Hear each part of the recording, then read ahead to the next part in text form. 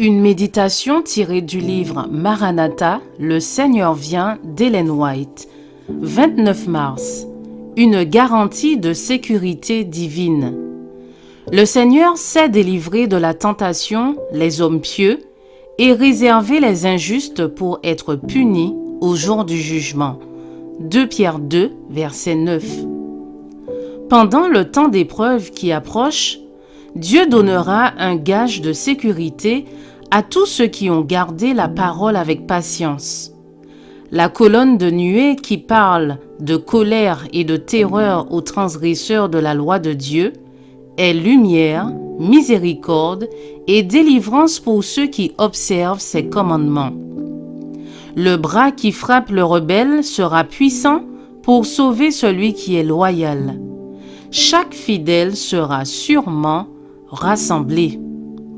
Que ferez-vous quand se dérouleront les dernières scènes de l'histoire de ce monde? Avez-vous conscience de ces réalités solennelles? Vous rendez-vous compte de la grande œuvre de préparation qui a lieu ici-bas et dans les cieux? Que nul ne pratique le péché, la cause de tous les maux en ce bas monde, et ne reste plus longtemps dans un état de léthargie et de stupide indifférence. Que la destinée de votre âme ne dépende pas d'une incertitude. Soyez sûrs d'être tout à fait du côté du Seigneur. Que la question suivante se pose à tous les cœurs sincères. Qui pourra subsister?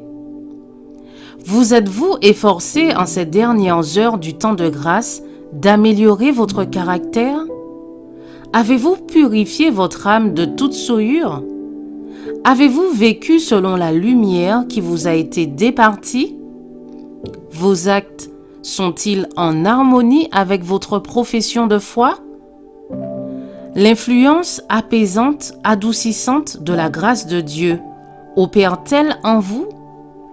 Faites-vous briller votre lumière pour éclairer les nations qui périssent dans le péché? Vous rendez-vous compte que vous devez être les défenseurs des commandements de Dieu contre ceux qui les foulent aux pieds? On peut être chrétien formaliste et perdre la vie éternelle. On peut mettre en pratique certaines doctrines bibliques, être considéré comme chrétien et en réalité être perdu parce qu'on manque des qualités essentielles au caractère chrétien.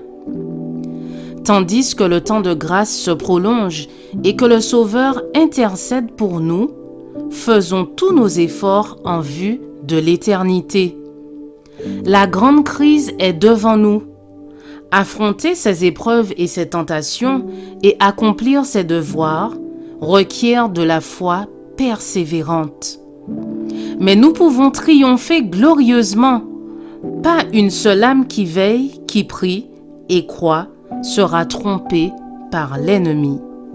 Je vous souhaite une excellente journée. Que Dieu vous bénisse.